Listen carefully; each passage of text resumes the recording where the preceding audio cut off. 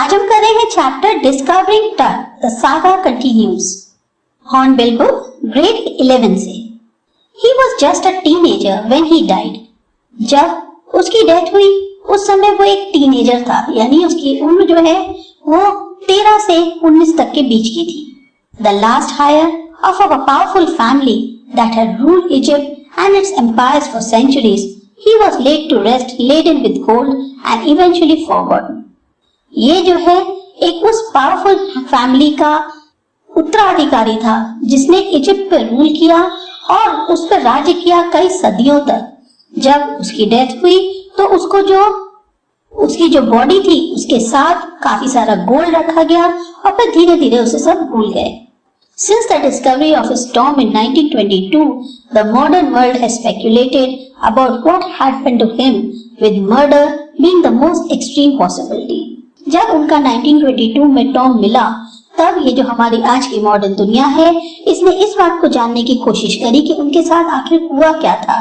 क्या ऐसा हुआ कि उनकी जो पॉसिबिलिटी दर्शाई जा रही थी कि कहीं उनका मर्डर तो नहीं हुआ था, यही इस बात का उनको सबसे ज्यादा पॉसिबिलिटी लग रही थी। Now leaving his tomb for the first time in almost 80 years, Tut has undergone a CT scan that offers new clues about his life and death and provides precise data for an accurate forensic reconstruction of the boyish pharaoh.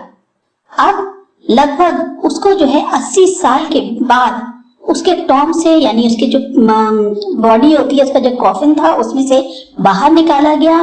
फिर उसका जो है एक CT scan किया गया जिससे उनकी life और डेथ के बारे में नई जानकारियां हासिल हुई। साथ ही साथ एक ऐसा डेटा मिल पाया जिससे कि जो फॉरेंसिक लोग हैं, जो फॉरेंसिक एक्सपर्ट्स होते हैं, वो इस जो फैरो था यानी एक जो लड़का था इसका दोबारा रिकंस्ट्रक्शन कर सकें और जान सकें कि इनके साथ क्या हुआ था। An angry wind stripped up ghostly dust. Devil says King Tut was taken from his resting place in the ancient Egyptian cemetery known as the Valley of the Kings. जिस समय ये जो किंग टट थे इनको इनकी जो रेस्टिंग प्लेस है जो कि एक एंशिएंट इजिप्शियन सिमेट्री में थी वहां से निकाला जा रहा था जिसे कि वैली ऑफ किंग्स कहते हैं, तभी एक ऐसा लगा जैसे बहुत गुस्से में जो है हवा जो है वो वहां पे बहने लग गई। Dark bellied clouds had scudded across the desert sky all day and now were veiling the stars in casted grey. ये जो खुला आसमान था उसमें पूरे दिन ऐसा लग रहा था जैसे काले बादल जो हैं तेजी से इधर उधर मूव कर रहे हैं और जो सितारे होते हैं उनको बिल्कुल पूरी तरह से ऐसे ढक लिया है जैसे कि मानो जैसे हम ज्वेल्स जो होते हैं उनको किसी डब्बे में बंद कर देते हैं। It was 6 PM on 5th January 2005. ये जो घटना है ये 5 जनवरी 2005 की शाम को 6 बजे की है। The world's most famous mummy glided head first into the CT scanner brought here to probe the lingering medical mysteries of this little understood young ruler who died more than 3,300 years ago.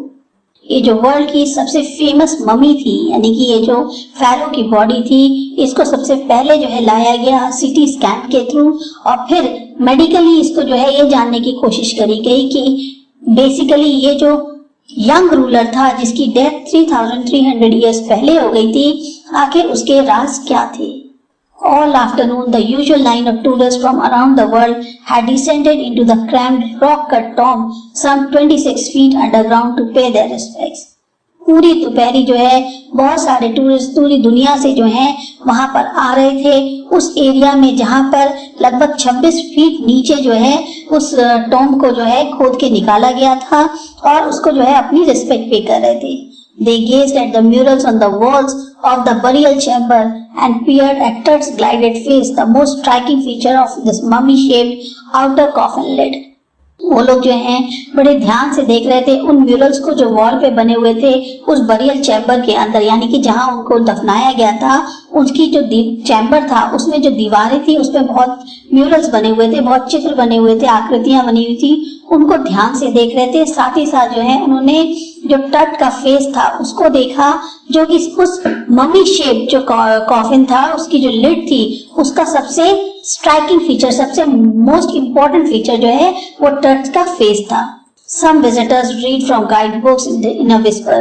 कुछ जो tourist थे वो जो guide books थी उसमें धीमे धीमे देख देख के कुछ पढ़ रहे थे। Others stood silently, perhaps pondering Tut's untimely death in his late teens, or wondering with a shiver if the Pharaoh's curse, death or misfortune falling upon those who disturbed him was really true. कुछ लोग जो हैं बिल्कुल चुपचाप खड़े हुए थे, कुछ लोग जो हैं ये सोच रहे थे कि ये जो टट है इनकी इतने कम उम्र में जो है डेथ हो गई थी। साथ ही साथ उनको इस बात से भी डर लग रहा था कि कहीं फेरो का जो कर्स है वो उनको जो है ना लग जाए, क्योंकि वो जो है उनको डिस्टर्ब कर रहे हैं, तो हो सकता है उनको डिस्टर्ब करने की वजह से कहीं उन लोग की भी डेथ ना हो जाए या उनके ऊपर जो है बुरा किस्मत का वो ना हो जाए, कहीं ये सब बातें जो है सच ना हो जाए। इसलिए वो चुपचाप जो है उसको देख रहे थे और सोच रहे थे। The mummy is in very bad condition because of what Carter did in 1920, said Zahi Hawass, Secretary General of Egypt's Supreme Council of Antiquities, as he leaned over the body for the first look. जो ज़ाही हवास थे secretary general Egypt supreme council of antiquities के, जब उन्होंने झुक के body को पहली बार देखा तो उन्होंने बोला कि ये जो मम्मी है ये बहुत ही बुरी कंडीशन में है, क्योंकि पता नहीं कार्टर ने इनके साथ क्या किया था 1920 में। Carter, Howard Carter, that is, was the British archaeologist who in 1922 discovered Tut's tomb after years of futile searching. Carter कौन थे? हावर्ड कार्टर थे, जो कि एक ब्रिटिश आर्कियोलॉजिस्ट थे जिन्होंने 1922 में सबसे पहली बार टट के टॉम को ढूंढा था, और इतने काफी सालों तक वो जो है सर्च कर रहे थे, तब जाके उन्हें 1922 में टट का टॉम मिला था। Its contents, though hastily ransacked in antiquity, were surprisingly complete. They remain the richest royal collection ever found and have become part of the pharaoh's legend. उनके साथ जो भी चीजें वहां पर रखी हुई थी वो सब कुछ बिल्कुल वैसी की वैसी ही थी, यानी कि अभी तक किसी फेरो के साथ इतना बड़ा रॉयल कलेक्शन जो है पहली बार ही मिला था, और वो जो है उन्हीं का एक हिस्सा लग रहे थे। Stunning artifacts in gold, their eternal brilliance meant to guarantee resurrection, caused a sensation at the time of the discovery and still get the most attention. जिस तरह के गोल्ड पीसेस उनके साथ, गोल्ड के चीजें जो उनके साथ रखी हुई थी, वो ये दर्शा रही थी कि पक्का ये जो है कुछ एक नई चीज की शुरुआत है, क्योंकि जिस समय उनकी डिस्कवरी हुई थी सबसे बड़ा सेंसेशन उसी की वजह से हुआ था और उसी को जो है सबसे ज्यादा अटेंशन मिली। But Tut was also buried with everyday things he had wanted in the afterlife: board games, a bronze razor, linen undergarments, cases of food and wine. पर साथ ही साथ टट को जो बरी किया था उनके साथ जो रोजमर्रा की चीजें थी जो उनको बाद में चाहिए थी, यानी उनकी मौत के बाद उनको जो चाहिए होती वो चीजें भी मिली, जैसे कि बोर्ड गेम्स थे, एक ब्रॉन्ज का रेजर था, लिनन के अंडरगारमेंट्स थे, साथ ही साथ फूड और वाइन के केसेस भी मिले। After months of carefully recording the pharaoh's funerary treasures, Carter began investigating his 3 nested coffins. अब कई महीनों तक केयरफुली जो है जो फेरो के ये जो दफनाए हुए ट्रेजर्स थे इनको स्टडी करने के बाद, रिकॉर्ड करने के बाद, अब कार्टर ने इन्वेस्टिगेट करने शुरू किया 3 और coffins. Opening the first, he found a shroud adorned with garlands of willow and olive leaves, wild celery, lotus petals and cornflowers. They faded, evidence of a burial in March और April. जब उन्होंने पहला खोला तो उन्हें एक कफन मिला जिसमें बहुत ज्यादा, जो श्राउड होता है उसे हम कहते हैं कि बॉडी के ऊपर जो कपड़ा पहनाया गया था वो मिला, जिसके ऊपर बहुत सारी मालाएं थी जो विलो और ऑलिव लीव्स की बनी हुई थी, वाइल्ड सेलरी थी, लोटस की पत्तियां थी, कॉर्नफ्लावर्स थे, और ये जो है एक तरह से जो भी बरियल हुआ होगा मार्च या अप्रैल में उसका एक तरह से एविडेंस थे, उसका सबूत थे, जो कि काफी अब धूमल हो चुका था। When he finally reached the mummy, though he ran into trouble. जब वो फाइनली मम्मी तक पहुंचे तो वो काफी परेशानी में आ गए। The ritual raisins had hardened, cementing Tut to the bottom of his solid gold coffin. वो जो रेजन्स थे जिनसे मदद से उनको दफनाया गया था, जो भी उनके ऊपर चीजें लगाई गई थी वो काफी हार्ड हो चुकी थी, काफी सीमेंटेड टाइप की हो चुकी थी, जिसकी वजह से जो टट थे वो उनका जो गोल्ड कॉफिन था उसमें पूरी तरह से वो टाइट हो चुकी थी उनकी body. No amount of legitimate force could move them. Carter wrote later what was to be done. अब उनको निकालना जो है वो बहुत मुश्किल हो रहा था, क्योंकि उनको ये लग रहा था कि कुछ भी फोर्स लगा लें इनको हिलाना इतना आसान नहीं है। बाद में कार्टर ने लिखा कि अब क्या किया जाए। The sun can beat down like a hammer this far south in Egypt, and Carter tried to use it to loosen the raisins. धूप की रोशनी जो है वो एक तरह से इसको जो है और हथौड़े की तरह जैसे कहना चाहिए ना तोड़ा जा सकता है, जो कि साउथ में है इजिप्ट के अंदर। यानी ये जो मम्मी थी ये सदर्न पार्ट में थी इजिप्ट के, और कार्टर ने हर तरह से कोशिश करी कि ये जो रेजन्स हैं इनको किसी तरह से ढीला किया जा सके और जो बॉडी है उसको किसी तरह से निकाला जा सके।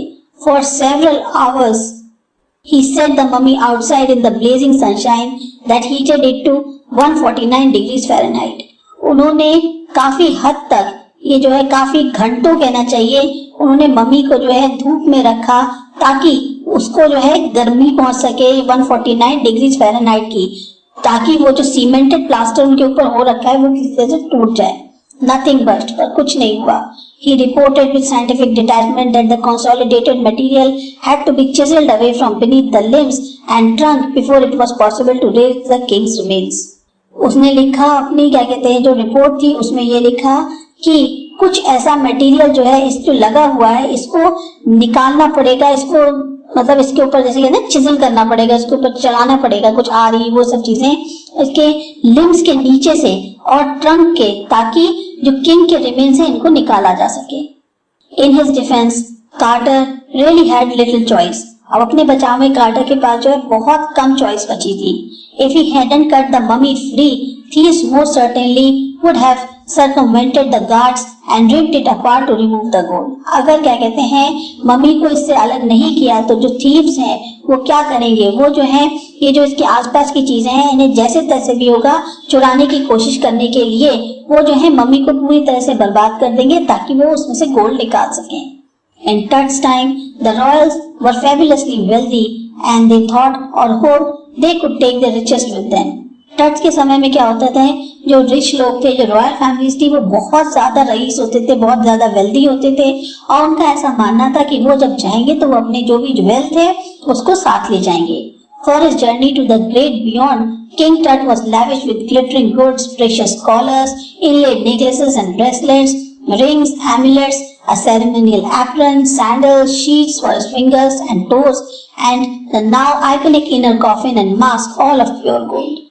अब ये जो अपनी यात्रा पे जाते हैं, यानी कि जब उनकी डेथ हो चुकी है तो जब उनको कॉफिन में दफनाया जा रहा है तो उनके साथ उनका जितना भी उनके अच्छे चमकदार चीजें होती थी, चाहे गोल्ड हो, सिल्वर हो, उनके प्रेशियस कॉलर्स होते थे, उनके जो नेकलेस हैं, ब्रेसलेट्स हैं, रिंग्स हैं, एमुलेट्स हैं, यहाँ तक कि उनके जो एप्रन्स होते थे जो वो पहनते थे, सैंडल्स हो गई, उनके पैरों के लिए जो फिंगर्स और टोज के लिए जो शीट होती है वो हो गई, या उनके जो कॉफिन है अंदर की चीज जो कॉफिन बना होता है उसके अंदर का जो मास्क है, सब कुछ जो है वो बिल्कुल पूरी तरह से सोने का बना होता था।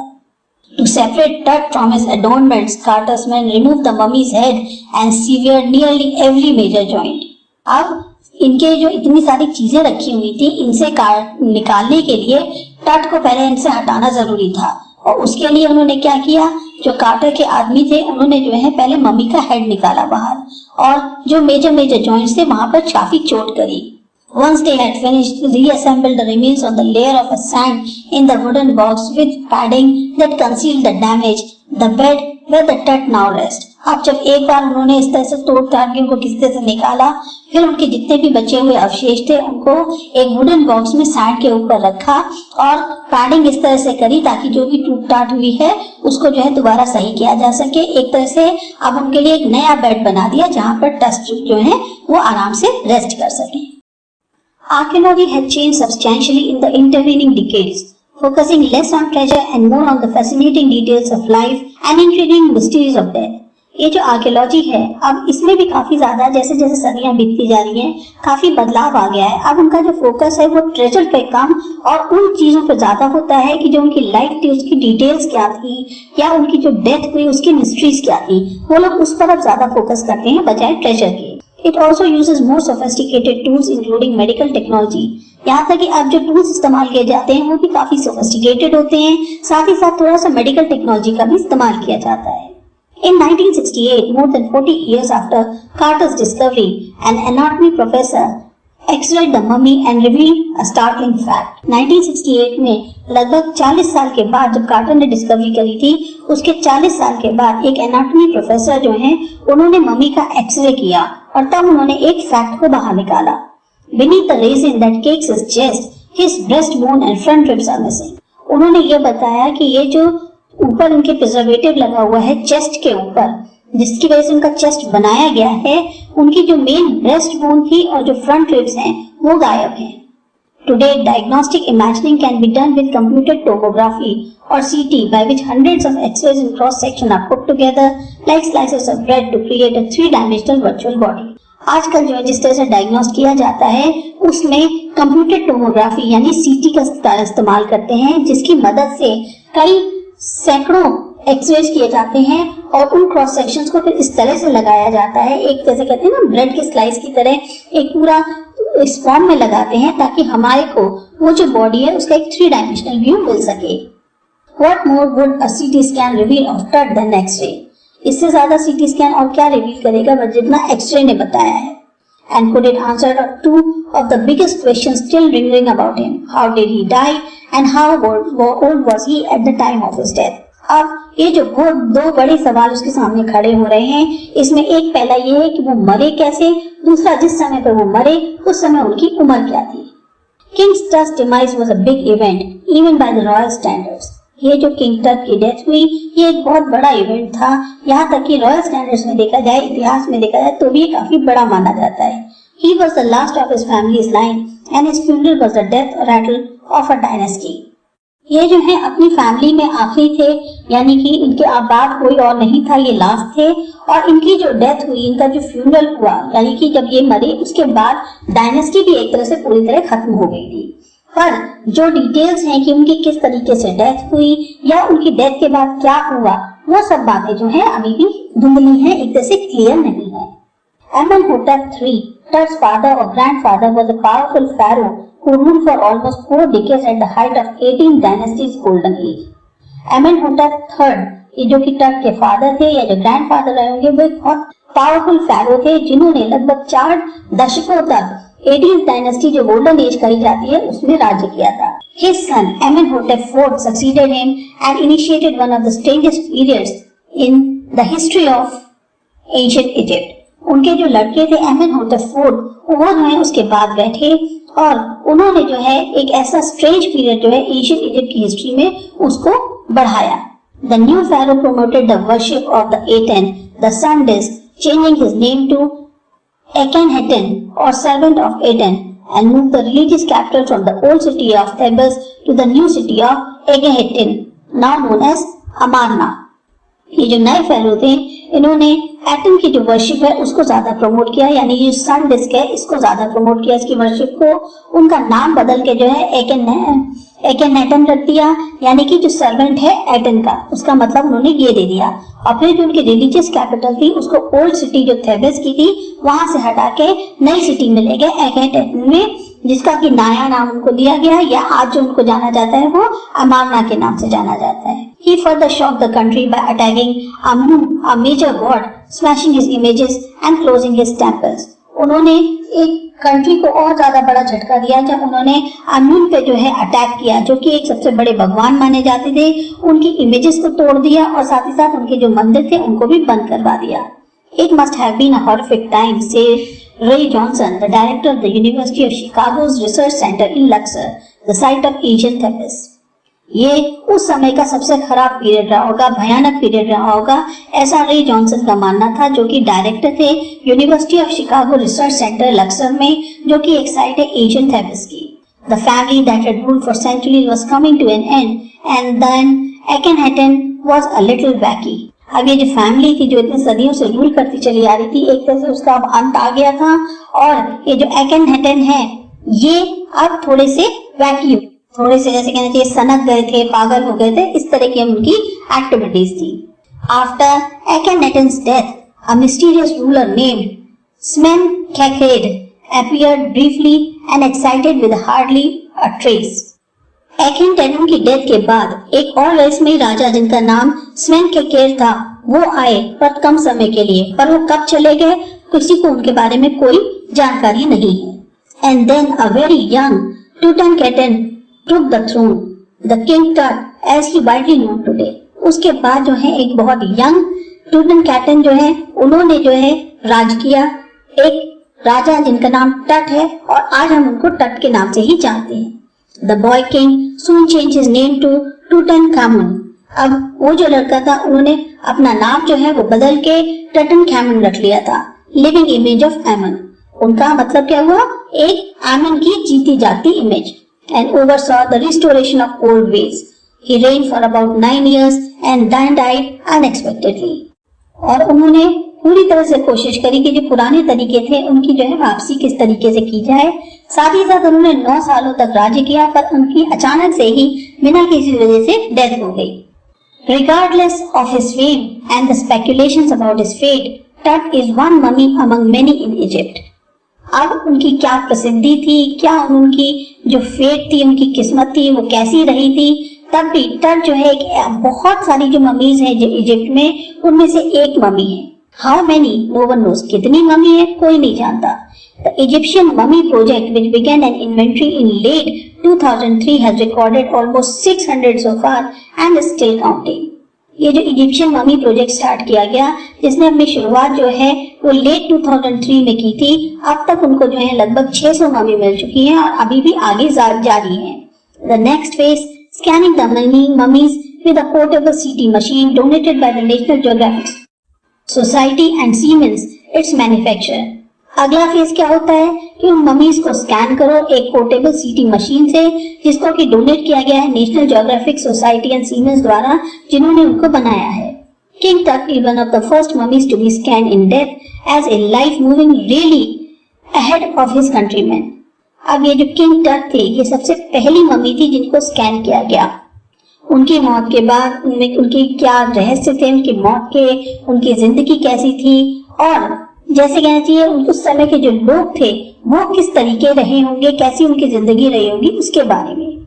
A CT machine scanned the mummy head to toe, creating 1700 digital X-ray images in cross section।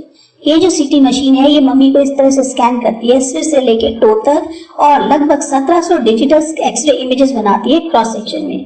टट्स head scan in 0.62 millimetre slices to register its intricate structures, takes on every detail in the resulting image. Tut का जो head है उसको scan किया गया, लगभग 0.62 millimetre की slices में उसको स्कैन किया गया, ताकि बिल्कुल बारीकी से एक एक स्ट्रक्चर को जो है रजिस्टर किया जा सके और एक एक डिटेल से पता चल सके कि उनकी एक्चुअल में जो इमेज है वो कैसी होगी। With Tut's entire body similarly recorded, a team of specialists in radiology, forensics and anatomy began to probe the secrets that the winged goddesses of the gilded burial shrine protected for so long। अब ये जो टट की entire body थी, यानी पूरी body को इसी तरह से रिकॉर्ड किया गया। एक इसमें स्पेशलिस्ट की टीम काम कर रही थी जो रेडियोलॉजी, फोरेंसिक और एनाटॉमी के स्पेशलिस्ट थे, वो लोग जो है इसमें काम कर रहे थे और वो जो है उन सीक्रेट्स को जानने की कोशिश कर रहे थे कि ये जो विंड गॉडेसेस हैं, जिसको क्या कहते हैं, इस बरियल में रखा गया है, अभी तक ये इतना ज्यादा संभाल के कैसे रखे गए हैं। The night of the scan workmen carried Tut from the tomb in his box. अब रात को जो है स्कैन करने के बाद जो वर्कमैन थे उन्होंने टट को जो है टॉम से उनके बॉक्स में ले जाया गया। Like pall bearers, they climbed the ramp and a flight of stairs into the swirling sand outside, then rose on a hydraulic lift into the trailer that held the scanner। Paul bearers के जैसे उन्होंने जो है ramp पे चढ़े, फिर वो जो है सीढ़ियों से ऊपर होते हुए बाहर सैंड की तरफ आए, फिर उसको जो है जैसे ना मम्मी को अंदर से निकाल के बाहर लाया गया, फिर एक हाइड्रोलिक लिफ्ट थी, उससे जो है उसको उठा के ट्रेलर पे रखा गया जहां पर स्कैनर रखा हुआ था। 20 minutes later, 2 men emerged sprinted from an office nearby and returned with a pair of the white plastic fans। 20 minute के बाद 2 लोग आए जो कि ऑफिस था पास में, उससे से बाहर निकल के आए और फिर वापस चले गए। उनके हाथ में जो है एक पेयर था व्हाइट प्लास्टिक फैंस का। The $1 million scanner had quit because of sand in the cooler fan। Curse of the Pharaoh, joked the guard nervously। ये जो $1 million का स्कैनर था उसको ले जाना पड़ा क्योंकि जो कूलर फैन था उसमें सैंड आ रही थी। तो उसमें जो एक गार्ड था वो जो है नर्वसली मजाक कर रहा था, लेकिन उसको डर भी लग रहा था। उसने कहा कहीं हम इस तरह से कर रहे हैं तो हमें फेरो का शाप तो नहीं लग गया। Eventually, a substitute fans worked well enough to finish this procedure। पर तभी क्या हुआ, जो और साथ में और फैंस लगे हुए थे, उन्होंने सही से काम किया ताकि इस प्रोसीजर को खत्म किया जा सके, यानी ये जो उसके ऊपर सैंड बनती है उसको हटाया जा सके। After checking that no data had been lost, the technicians turned Tut over to the workman who carried him back to his town. जब देखा कि कुछ भी डाटा जो है उसमें से खराब नहीं हुआ है, सब चीजें वैसे ही हैं, तो जो टेक्नीशियंस थे उन्होंने जो है टट को दोबारा वर्कमैन को दे दिया, जो उनको वापस उनके टाउन में ले गए। Less than 3 hours after he was removed from his coffin, the pharaoh again rested in peace where the funerary priest had laid him so long ago. लगभग 3 घंटे जो है उनको बाहर निकाला गया था उनके कॉफिन से। उसके बाद जो है फिर दोबारा उनको उसी जगह रख दिया गया जहां उनको बहुत समय पहले जो है उनके जो प्रीस्ट थे उनके द्वारा दफनाया गया था। Back in the trailer, a technician pulled up astonishing images of Tut on a computer screen. Trailer के अंदर जो टेक्नीशियन थे अब उन्होंने जो है कंप्यूटर स्क्रीन पर टट की जो है कुछ अलग सी इमेजेस निकाली। A grey head looked shaped from a scattering of pixels and a technician's spun had tilted it in every direction. वो जो सिर था अब उसको जो है एक शेप मिल गई थी, क्योंकि बहुत सारे जो पिक्सेल्स थे वो टूटे हुए थे, पर उनको गैदर करके एक शेप मिल गई, मतलब एक धुंधली सी एक इमेज अपीयर हो रही थी, और जो टेक्नीशियंस थे वो जो है उसको घुमा घुमा के हर डायरेक्शन में देख रहे थे। Neck vertebrae appeared as clearly as in anatomy class. जो नेक की वर्टेब्रे होती है, यानी नेक लाइन होती है, इसकी जो बोन्स होती हैं, वो पूरी तरह से बिल्कुल वैसे ही क्लियर दिख रही थी जैसे कि एनाटॉमी क्लास में पढ़ते हैं। Other images revealed a hand, several views of the rib cage and a transection of the skull. अभी कई सारी इमेजेस दिख रही थी जिसमें किसी में से हाथ दिखाई दे रहा था, किसी में उनका जो है रिब केज दिख रहा था, कहीं उनका स्कल दिख रहा था। But for now the pressure was off. Sitting back in his chair, Zahi Hawass smiled, visibly relieved that nothing has gone seriously wrong. अब थोड़ा सा उन लोगों के ऊपर प्रेशर कम हो चुका था। अपनी चेयर पर वापस बैठते हुए ज़ाही हवास जो थे उन्होंने वो मुस्कुराए, और उनकी उस मुस्कुराहट से ऐसा लग रहा था जैसे अभी तक कुछ भी खराब नहीं हुआ है। I didn't sleep last night, not for a second, he said. I was so worried, but now I think I will go and sleep. मैं पूरी रात जो है नहीं सो पाया, एक सेकंड के लिए भी, मेरे को बहुत ज्यादा चिंता लग रही थी, पर अब मुझे लगता है कि अब मैं जाकर आराम से सो सकता हूँ। By the time we left the trailer, descending metal stairs to the sandy ground, the wind had stopped.